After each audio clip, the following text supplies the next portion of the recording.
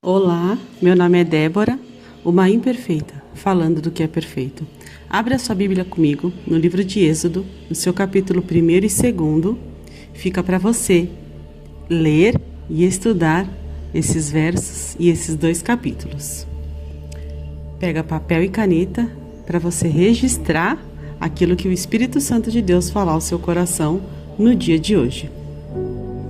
O livro de Êxodo, no seu capítulo 1º, vem falar sobre a opressão do povo de Israel no Egito. Então, o povo de Israel, os filhos de Israel, ou seja, os filhos de Jacó, toda a sua descendência, haviam entrado no Egito através da vida de José. Só que José, após ser sepultado, depois de se passado muito tempo, um faraó assumiu o governo daquele país, do Egito. E quando esse faraó assumiu o governo do Egito, ele não tinha ideia de qual era o passado daquele povo israelita que estava lá. E aí o Espírito Santo já começa a falar comigo e com você no dia de hoje. Tem situações na nossa vida, tem lugares em que nós estamos, ou lugares em que nós nos apresentamos, ou oportunidades que chegam diante de nós, que muitas das vezes quem está nos observando não tem ideia da nossa história e nem da nossa trajetória.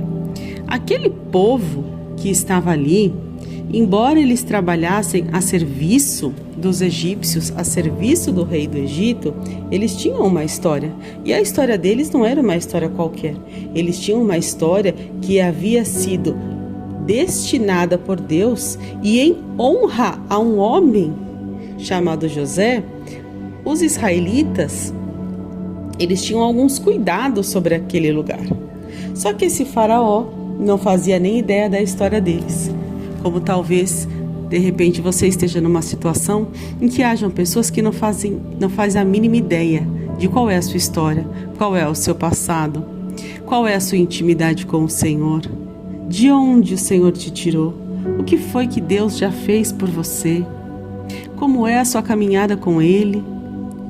Há muitas pessoas que estão do lado de fora, olham para o seu crescimento, assim como era o povo de Israel, certo?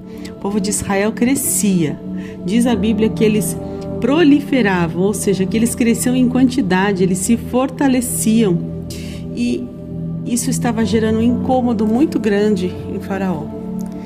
E talvez você identifique aí na sua vida situações em que quem está do lado de fora começa a ver o seu crescimento e passa a se incomodar. Como assim?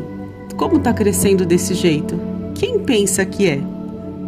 E aí foi então que o rei do Egito, aquele faraó, daquele determinado tempo, decidiu que exterminaria todos os meninos que nascessem, por entender que o crescimento populacional masculino poderia ser um risco para eles, no caso de uma revolta, de uma guerra ou de qualquer situação. Por quê? Ainda que esse faraó não tivesse ideia de toda a história e toda a trajetória do povo de Israel, ele já via que ali tinha algo de diferente. Eles eram fortes, eles eram numerosos, eles cresciam. Mesmo que você fizesse tudo o que fosse possível contra eles ou para fazê-los ainda sofrer mais, eles permaneciam crescendo, eles permaneciam se deslocando, eles permaneciam em movimento, eles não estavam parados. E eles frutificavam, eles cresciam. E aí foi então que o faraó determinou que todos os filhos que nascessem, todos os meninos, seriam mortos logo após o parto. Porque assim, a médio e longo prazo, ele exterminaria uma chance de uma guerra e de perderem contra esse exército, contra esse povo de Israel, que era um povo forte. Então veja, às vezes você se acha tão pequeno, mesmo debaixo de um cenário de escravidão. Às vezes você se acha tão pequeno, mesmo no meio de tantas situações, mas muitas das vezes quem te vê de fora tá te achando grande, tá te achando forte, tá vendo o poder em você que você não acredita que você tem. Mas quem tá te olhando, tá observando. Talvez você ache que você tá aí, ó, pequenininho, que não tá acontecendo nada, que você tá na mesmice de todo o tempo. Mas quem tá te vendo do lado de fora tá vendo o seu crescimento, tá vendo o seu avanço. E isso pode estar se parecendo para essas pessoas que te veem do lado de fora como uma ameaça. E foi assim que Faraó se sentiu, ameaçado. E às vezes você se olha e acha que você é pequeno demais, acha que você é frágil demais, às vezes até se vitimiza, ó céus, ó azar, ó pobre de mim, coitado, sou um pequeno pecador, tão miserável. E quem está do lado de fora está falando, é forte, é grande, são muitos, vamos perder para eles. E você está aí, vivendo de autocomiseração, se colocando como a vítima nessa história, sem saber que nisso você não é a vítima, você é filho de Deus. E aí então, nesse contexto, nasce um bebê, e esse bebê teve um nome, e o nome dele foi Moisés.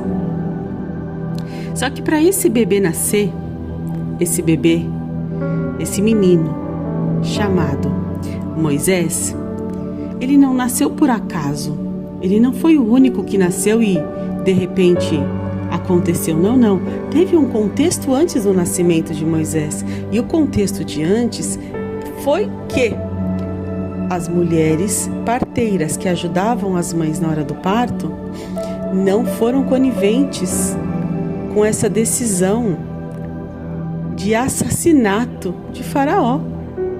Não importa se era um bebê, matar bebês era um assassinato, era um homicídio, iam matar aquele bebê. E essas parteiras não foram coniventes. Então o que elas faziam? Elas deixavam os meninos viverem. E aí, por deixarem os meninos viverem, elas foram chamadas diante de Faraó. Faraó foi questioná-las para saber como é que eles estão nascendo. E aí as parteiras foram lá e falaram que esses bebês nascem antes. A gente chega, já nasceu. Não dá para fazer mais nada.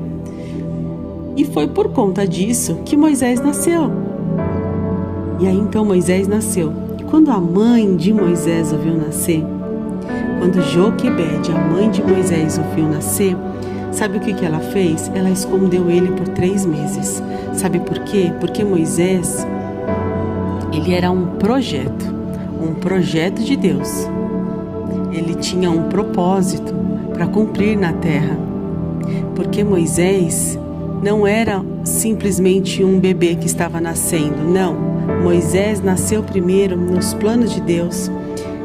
E ali ele era um grande projeto nas mãos do Senhor para libertar um grande povo.